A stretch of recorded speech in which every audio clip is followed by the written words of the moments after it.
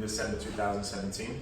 Prior to that, I worked with Philip in setting up, Philip more than myself, the Gibraltar startup community in 2014-15. And I worked with Thomas at Wavecrest, which was a fintech company based in Gibraltar that at the time was issuing 95% of the world's Bitcoin prepaid cards. So we've done some work with each other, we were all enthusiasts in the space, and we saw that there was a gap in the market in Gibraltar for a local liquidity provider, OTC desk, broker-dealer, and custodian. So we put our heads together, and in 2017 we incorporated prior to the new DLT regulatory framework rolling out. We provide three main things really, which is, first of all, it's OTC, over-the-counter buying and selling of cryptocurrencies, usually in high volumes, large amounts, so anything above really £50,000. That's kind of the main focus of this at the moment. Apart from that, we've got custody, which is basically just storing the digital assets of cryptocurrencies in a secure, air-gapped solution in bank-grade vault facilities. And then the third branch of it really is kind of discretionary portfolio management, which we've kind of moved away from, but we're also doing a lot of advisory and kind of bespoke services, which maybe Tom and Sam can open up on. Yeah, so one of the other things is we provide our clients with a smart contract management. So they pass the ownership of the smart contract to us. The addresses are all stored with us in our vault. And then if they want to, for example, one of our clients wanted to extend the end date of their ICO, they just need to send us the instructions and we will do that for them. Perhaps they want us to change the rate of investment going into their ICO, we can change the rate as well. Some of our clients want help, for example, with market making. We don't do that, but we would advise them to one of our partner companies that do that. And that's about it. I guess in a nutshell, in summary, we do what the name says. We help our clients manage their digital assets, and that could be buying, selling, storing, managing a wealth like portfolio, or any auxiliary services for us. For around that, we can pitch in and offer some guidance because we're well connected in the industry. Yeah, I think escrow is an important one as well.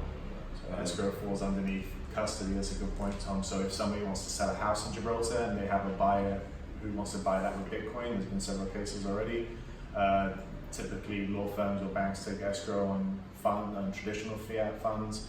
Who's going to do so? Who's going to be an escrow for digital assets? Well, we can step in and do that.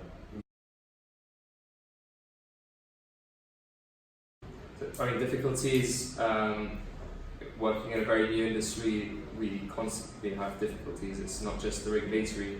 I mean, just today, there was the past kind of week, kind of our kind of background difficulties with traditional existing frameworks in banking and payments, and there's also kind of a cultural change that we have to try and get over with people.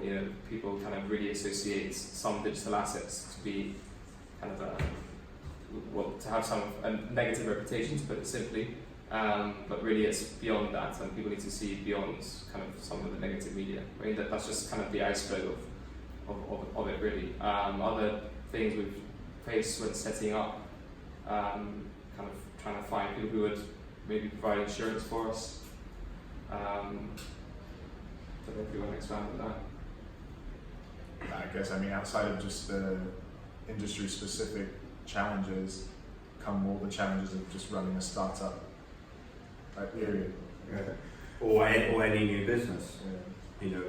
You end up with starting to hire your first employees, starting to have to pay tax and social insurance, and all those are new hurdles, new things that you've got to understand, learn, and execute. Finding an accountant who is proficient in our industry, who understands how to account for digital assets, all the corporate services that a traditional startup would engage with, it seems like when we've engaged with them, there's just been an extra layer of complication. Yes. Or because there's no benchmark and it's so new. Yeah.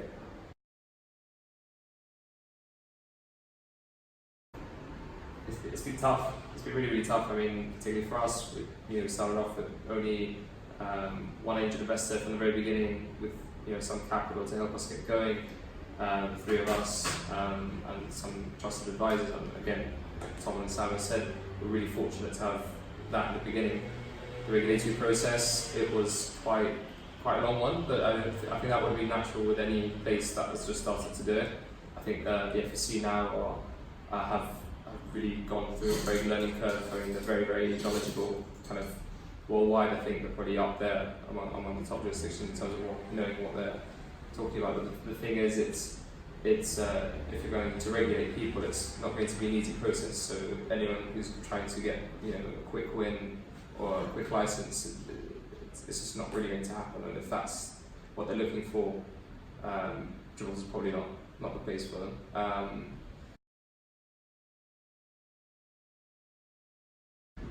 think you're right there in saying that we're industry leaders as a jurisdiction.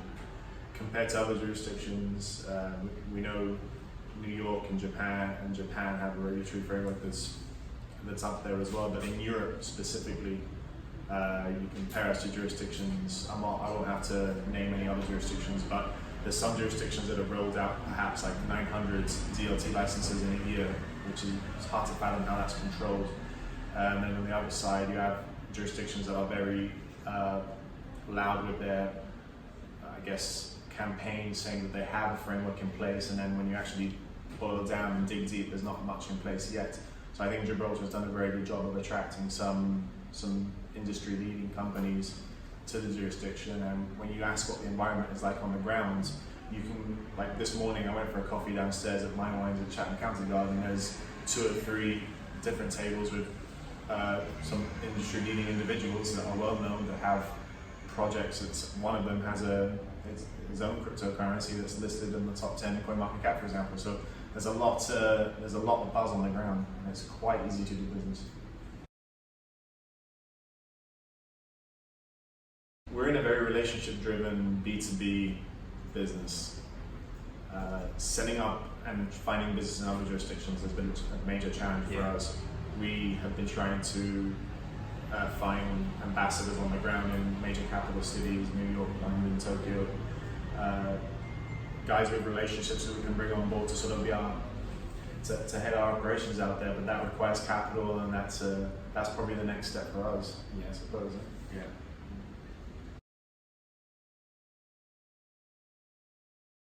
Raise capital, a lot of tenacity, don't give up, and if we can do it, I'm sure the other people can. Yeah, I think that's been the end there. If we can do it, anyone can. You just need to be ready for the grind. Yeah. I mean, you need to be ready to put the hours in, 70, 80-hour weeks, take the criticism. We're the new guys on the block in Gibraltar. Yeah. There's people in the market still today that have very little, I'm going to say it, have very little respect for us as young entrepreneurs. As time goes on, we continue to prove people wrong. So you need to be ready to absorb that negative criticism and build on it. Right? Yeah, definitely.